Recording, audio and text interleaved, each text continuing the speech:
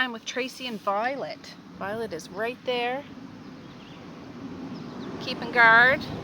We're on our front lawn. There's some flowers behind us and stuff. I thought we'll just chat a little bit right here. I can't tell what the lighting's like, but I'm in the sun. That's all I can say about that. It's right around lunchtime. I told the kids I'm just coming out to have a cup of tea and then I'll come in and fix you some dinner, some lunch. So I have a beautiful teacup here and the matching teapot. Last time I did a tea thing, I had her out too, but I thought I'll bring out her matching cup. There she is. I have a whole set of this, like the cups and the sugar bowl, and oh, there is a bug in my cream, but I'm still gonna use it because I don't care. There, the little creamer. Isn't she cute? She's just teeny tiny. Just teeny tiny. And, ouch. I'm having another one of those English breakfast twinning teas. I really enjoyed it, and my friend Kelly sent it to me, and yeah, I'm having that. So, I don't know if this is steeped enough. Oh, well, let me go over her for a second first. So, this is the Nova Scotia tartan, like the flag. Nova Scotian flag would have that crest on it, and the colors that blue and green and white and whatnot. That is our province that we're in. East Coast, baby. Well, all the provinces and states are beautiful. I'm not one side or the other. Just born and raised in the East Coast. Violet, get out of the flowers.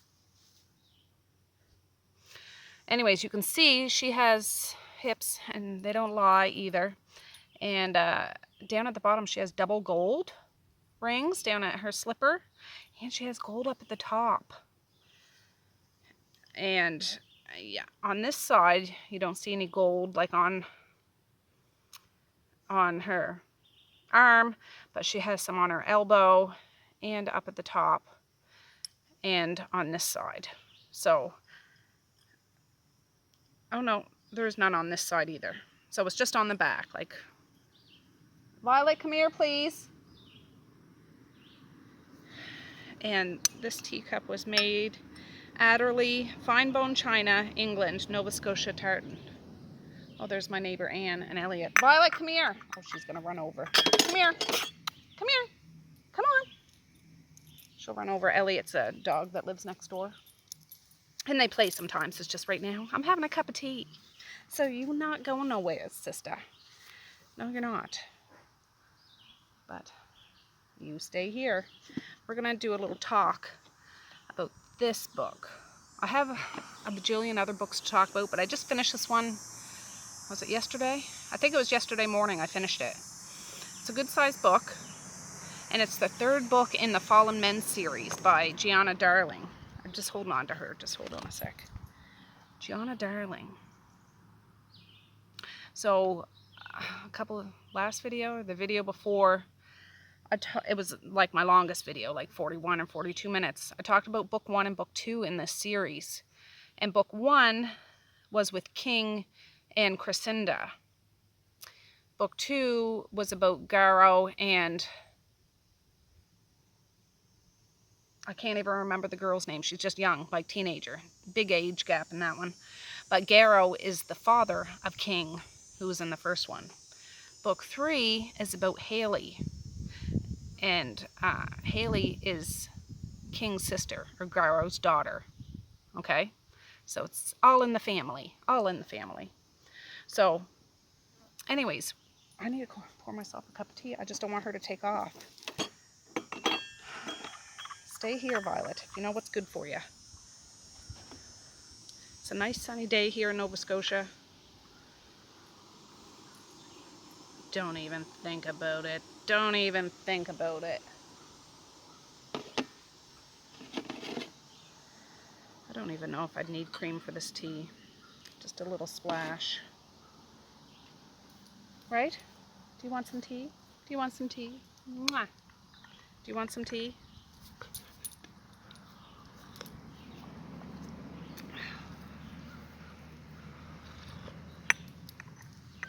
kind of hot out for some tea, but I wanted it, so I'm having it. So this book, I'll read the back of it for you. Good Gone Bad is what it's called. Good Gone Bad.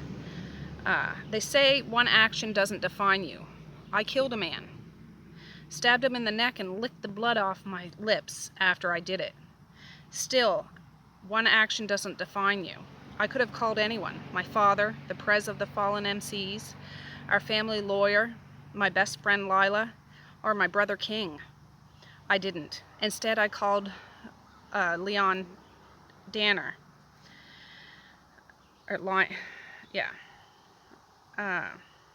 The police officer renowned for taking down the Night Stalker's MCs.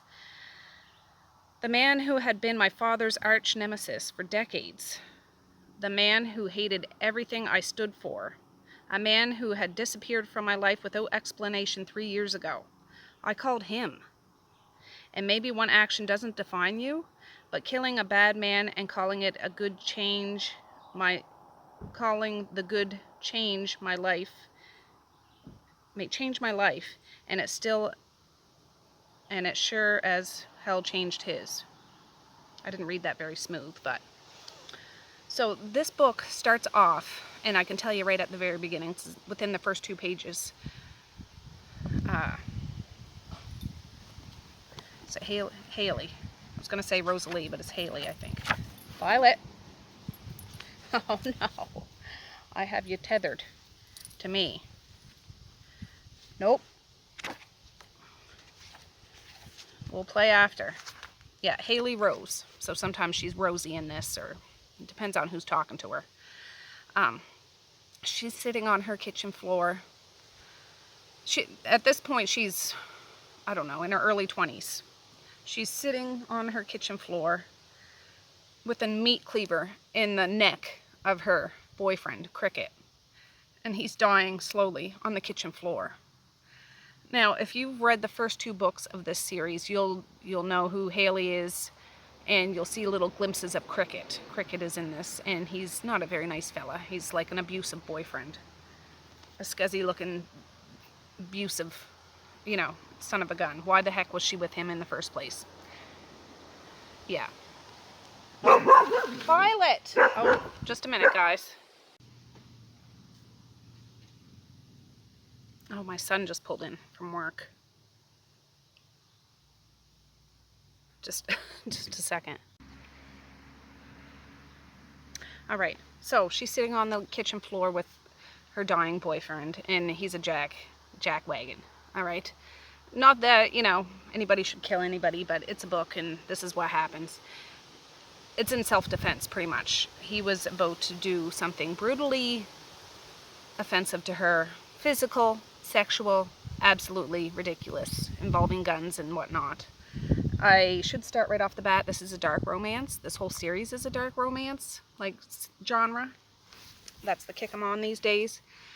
And yeah, she has always grown up in this motorcycle family, like hardcore MC motorcycle club. Her father's the president of the biggest motorcycle club.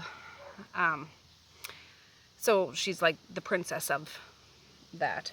She's a nursing student. She's just about done her nursing degree or certificate or whatever that's called.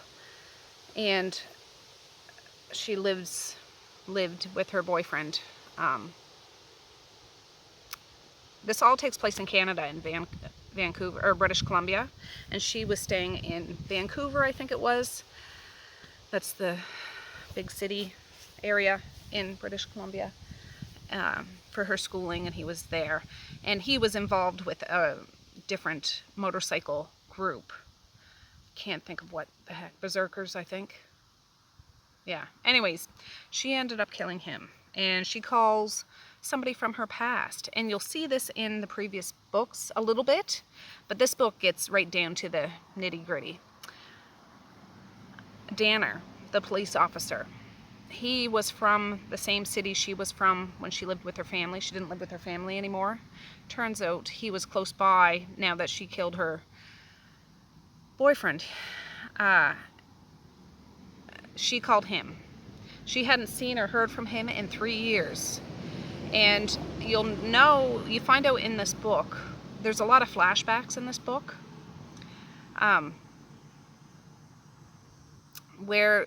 they knew each other so much. Now, in Garrow's book number 2, that's who her father is. He went to jail for years, for one reason or another. And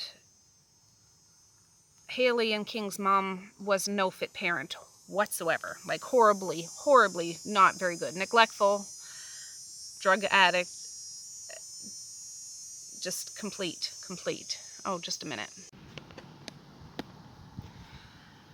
All right, guys, I swear to God, I can't get... Somebody's always coming out looking for me. Just give me a half hour, family. Half hour, it's all I ask for. Anyways, yes, she is no fit mother whatsoever. Horrible. And in these flashbacks, it shows her and King, how they kind of survived. They went to this local hole-in-the-wall kind of music stop. Old Sam lived there. He was an old guy that ran the joint, and he didn't really take care of them per se, but he protected them in the sense they could come there and hang out, and sometimes they'd get a meal or, you know, that sort of thing. And one time when Haley was like 6, King was, I don't know, 12 or I don't know how old he was, 10. They were there, and this Danner comes in. Now Danner is 10 years older than Haley, so he would have been like 16. And that's where they first really met. And this is when they had this connection ever since she was little. And you also see in the flashbacks, while her father is locked up, there's more run-ins, and there's they spend a lot of time, years, with Danner and his family, because these kids didn't have anybody, you know, to take care of them, parent-wise. So when Garrow, like Zeus, was out of jail, you know, things kind of got back to rights, and Danner went back to being who he was. And who he was a police officer who, in all encompassing, a lot of the police officers that worked with Danner weren't fans of motorcycle people because of drugs and violence and things like that.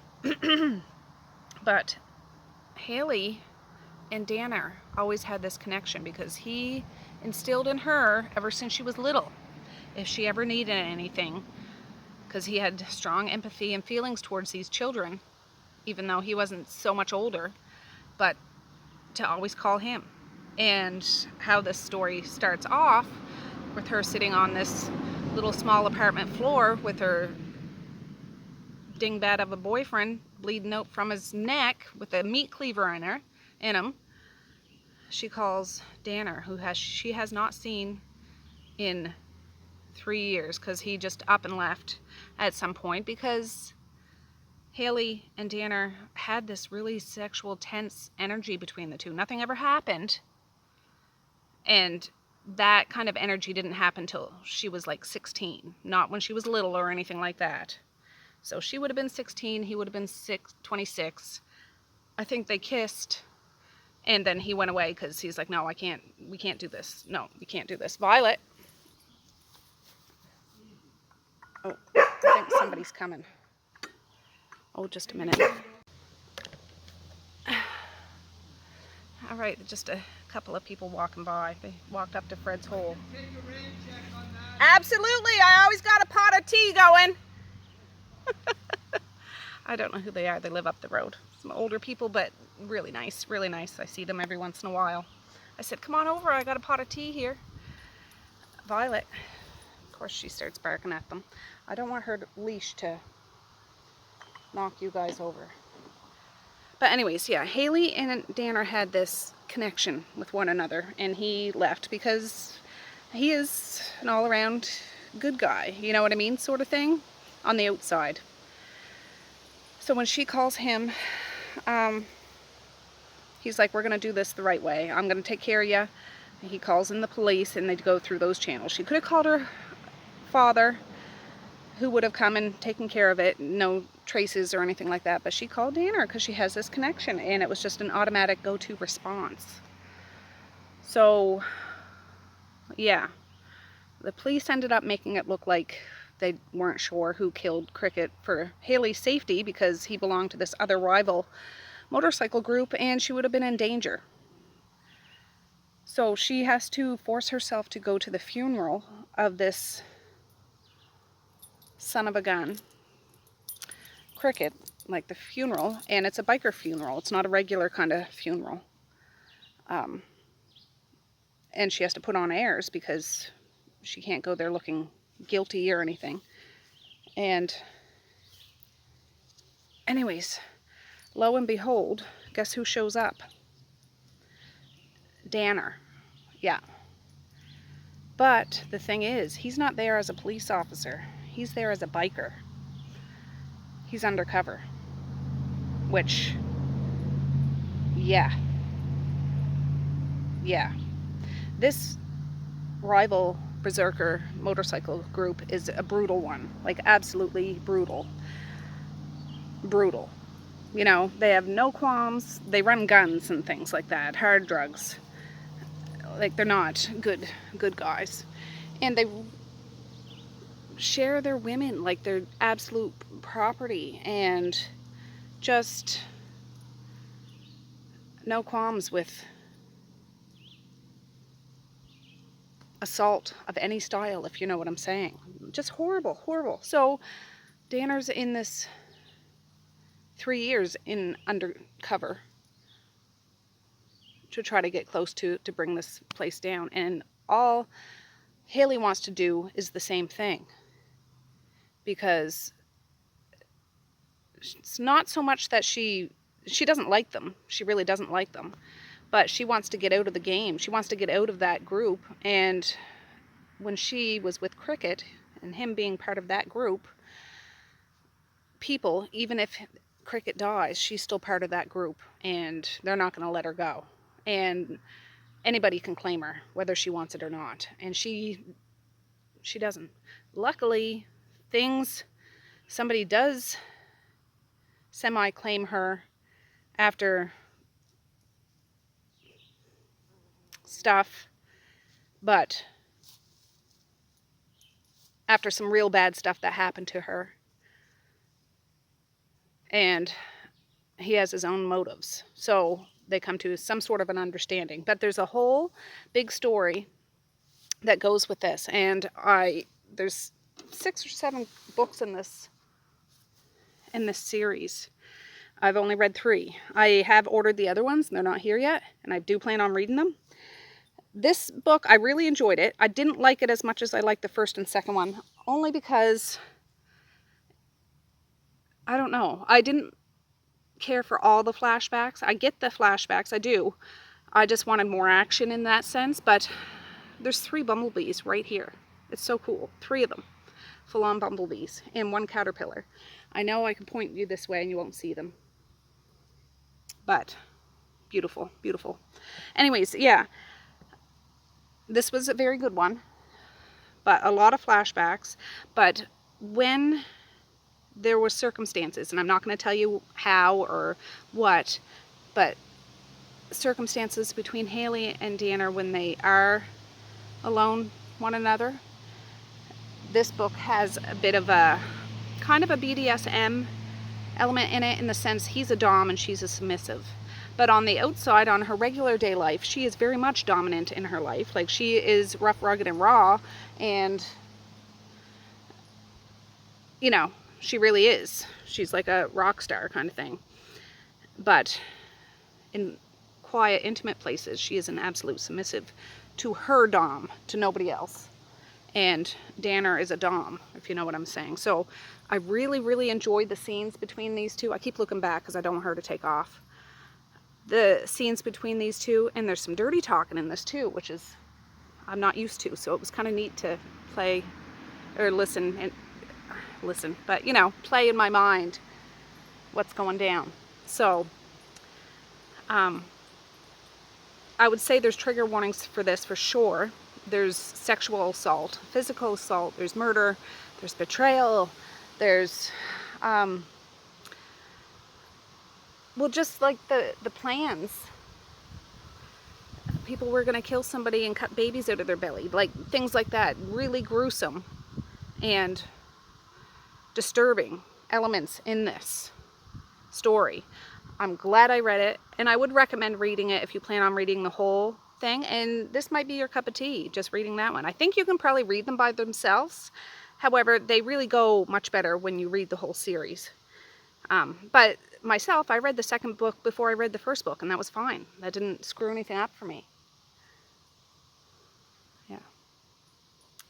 And I don't know who the next book is, but there's people from the past that are brought up in this, like, I can't really say because I don't want to divulge too much about the story, but just the methods and of how things went down was quite something, and the sacrifice on so many fronts. There was, oh, another trigger warning would be the death of an animal in this, which, oh God, didn't care for that too much, but I mean, just throwing that out there if that is something that would really bother you. So anyways, yeah, that's, I just wanted to say I read it, I enjoyed it, I did like it. I just like the first two a little better. Violet! Oh, she's gonna run over there. For goodness sakes, just a second. Oh, my phone shut off. I don't know what I caught, what I didn't, but I was just saying there was a lot of backstory, and some people like that and some people don't, and I like a little bit. There was a lot in this one, but it really gave you a chance to get to know the relationship between Haley and Dana in much more detail, which I appreciate. But the writing style for me, in regards to story timelines, I feel like I need to read through that quick so I can get back to the story. And there was just a lot of back flashbacks, and yeah, it was okay. That element was okay, but anyways, that was the only downfall for me. So anyways, I'll put the link down below if you're interested in it. I did enjoy it, and I would recommend it. I'd recommend that whole series so far, and I do plan on reading the other ones, but I already have a different series on the go right now, so I flip-flop between series. But thanks for joining me today. And Violet, come on over, girl. Thanks for joining us today. We really appreciate it. We want to say peace, love, and happiness today and every single day. Please like, share, and subscribe if you so choose, but if not, that's okay too. I still love you. I still want all the happiness in the world for each and every one of you out there. I certainly do. I really, really honest and truly do. Yes, I do. Yes, we do.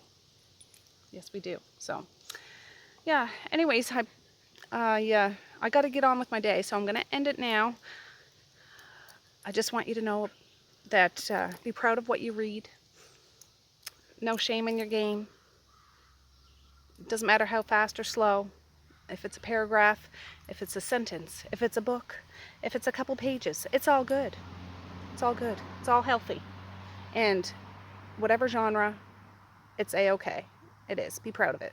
Be proud of it. I am. So, all right, guys, with that, I'm going to say have a good night or have a good morning. And I might see you tomorrow. Bye. Oh, Violet. Bloop.